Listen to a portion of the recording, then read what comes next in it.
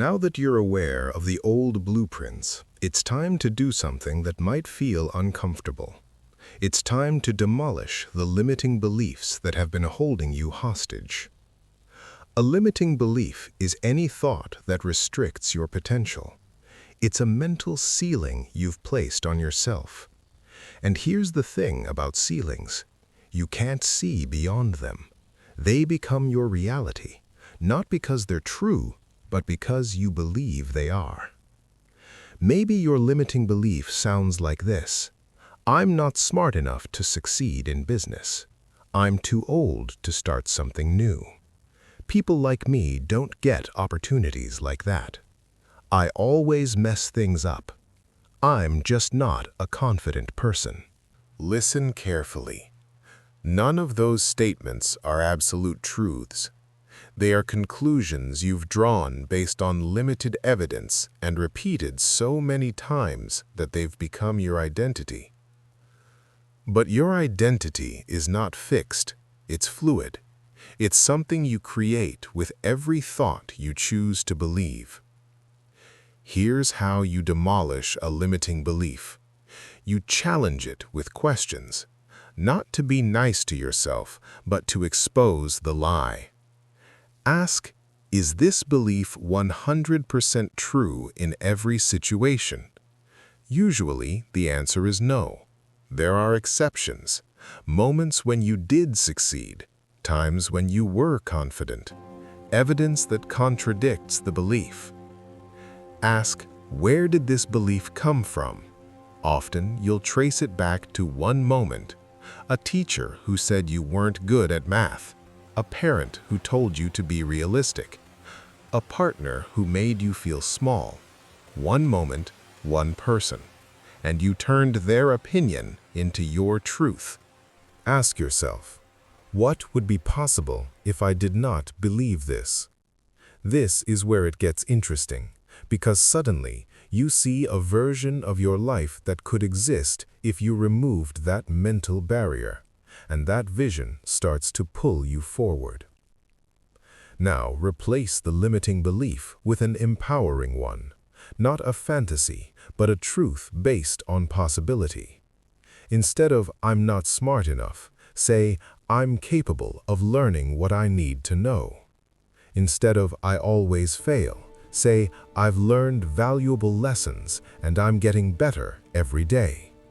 This isn't about lying to yourself. It's about telling yourself a better truth, a truth that opens doors instead of slamming them shut. Demolishing old beliefs isn't easy. They've been with you for years. They feel familiar, safe even. But understand this: those beliefs are not protecting you. They're imprisoning you, and you deserve to be free. So take a sledgehammer to the walls you've built around your potential. Knock them down with questions, with evidence, with new truths. Because on the other side of those walls is the life you were meant to live. Once you've cleared the old structure, it's time to design something new, something powerful, something that reflects who you're becoming, not who you used to be. This is where intentional thinking comes in. Most people let their minds wander wherever they want, but an architect doesn't let that happen. Every line, every angle, every detail is deliberate. Your thoughts must be the same way. Intentional thinking means you decide in advance what kind of thoughts you will allow in your mental space. You create standards, you set boundaries, you refuse to let any random thought set up camp in your mind just because it showed up.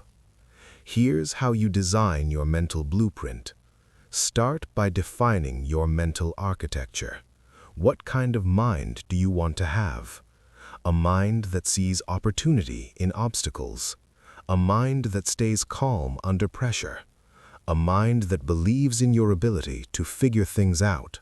Write it down. Be specific. Next, create thought filters. Not every thought deserves your attention. Some thoughts are like junk mail. They show up, but you don't have to open them. When a negative thought appears, ask yourself, does this thought align with the mind I'm building? If not, discard it. Let it pass through without attaching to it. Then install empowering thought patterns. These are the mental programs you want running automatically. Thoughts like, I can handle this. I've overcome harder things before. Every challenge is making me stronger. I trust the process. I am worthy of success and happiness. Repeat these thoughts daily, not just once, hundreds of times. Because repetition is how you rewire your brain. Neuroscience calls this neuroplasticity. Your brain creates new neural pathways based on what you repeatedly think and do. So if you keep thinking empowering thoughts, those pathways get stronger. Eventually, they become your default. Also, design your mental environment. This means being selective about what you consume, the content you watch, the conversations you have, the people you spend time with. All of it shapes your mental architecture. If you're constantly consuming negativity, drama, and fear, don't be surprised when your thoughts reflect that. But if you're feeding your mind with wisdom, inspiration, and truth, your thoughts will shift to match. Think of yourself as a gatekeeper. You stand at the entrance of your mind and decide what gets in and what stays out. No one else can do this for you. This is your responsibility, your power, your design. Intentional thinking isn't about controlling every single thought. That's impossible. It's about directing the overall pattern of your thinking. It's about choosing the dominant themes that play in your mind. And over time, those themes become your reality. So be deliberate. Be intentional. Design a mind that serves your highest potential. Because the blueprint you create today will determine the structure of your entire life. Here's a truth that most motivational content won't tell you. Transformation isn't about one big moment. It's about 1,000 small moments. It's about what you do every single day when no one is watching. When you're tired, when you're discouraged, when it feels like nothing is changing. Building a powerful mind requires daily construction. You don't build a skyscraper in a day. You lay one brick at a time, one beam at a time, one floor at a time. And your mind works the same way. So what does daily mental construction look like? It starts with your morning. The first hour of your day sets the tone for everything that follows. Don't reach for your phone and let the chaos of the world invade your mind before you've even gotten out of bed. Instead, take control. Begin with silence. Just 5 minutes. Sit, breathe, ground yourself in the present moment.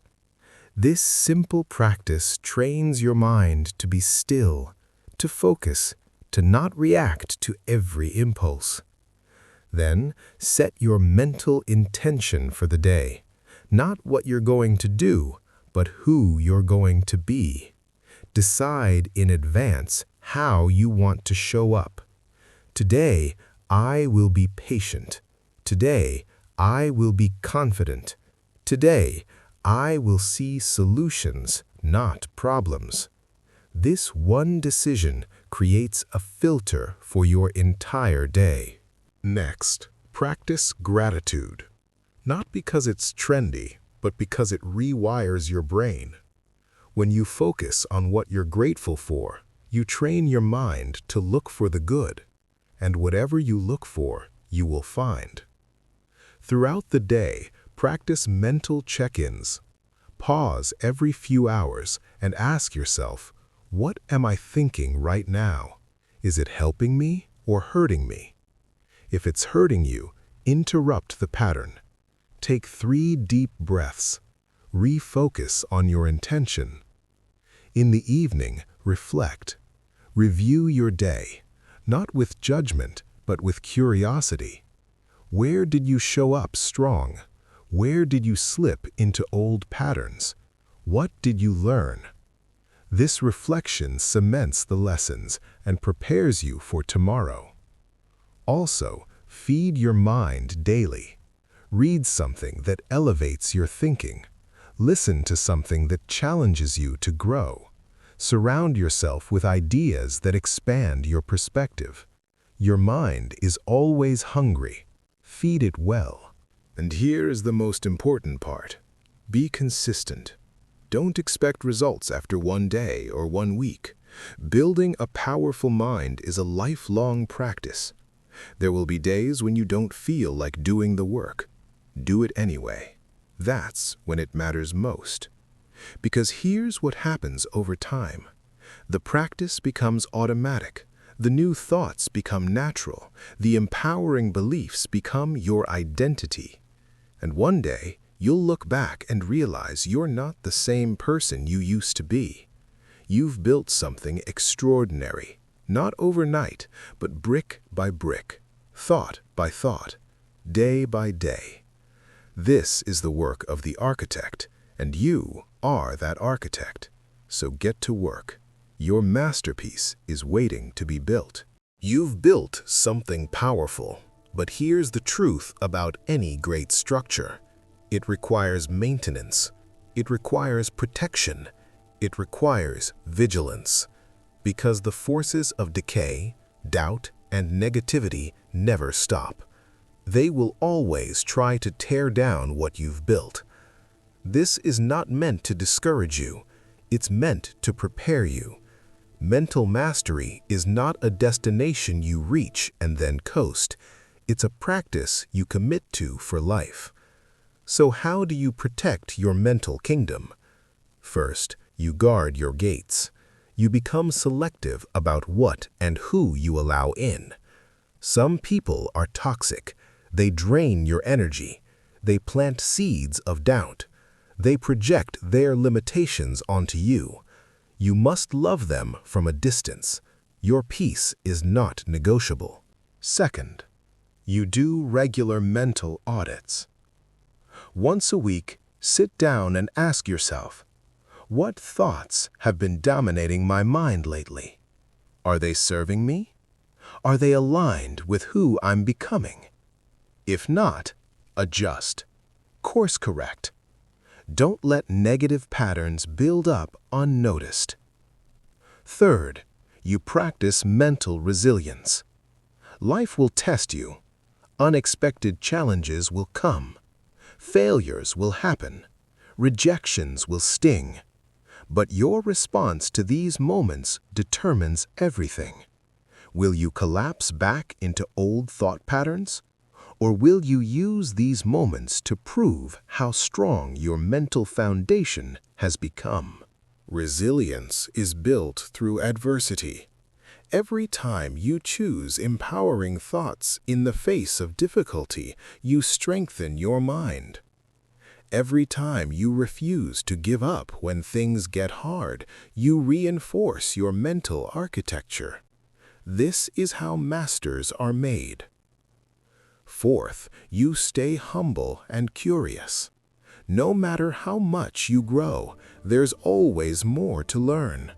Always deeper levels of mastery to reach.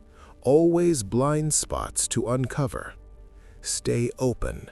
Stay willing to evolve. The moment you think you've arrived is the moment you stop growing. And finally, you teach what you've learned. Share your journey. Help others break free from their mental prisons. Because when you teach, you deepen your own understanding. And there's no greater purpose than using your transformation to inspire someone else's. Protecting your mental kingdom is not about being perfect. It's about being aware. It's about catching yourself when you slip. It's about getting back up faster each time. It's about remembering that you are the architect, and architects don't abandon their masterpieces. They maintain them, they refine them, they protect them. Your mind is your most valuable asset. Guard it like your life depends on it, because it does. Ladies and gentlemen, as we close this message, I want to leave you with one final truth. You are not a victim of your mind. You are the master of it. Every single day, you get to choose what you build. Every single thought is a choice. Every belief is a decision. Every mental pattern is either something you allow or something you change.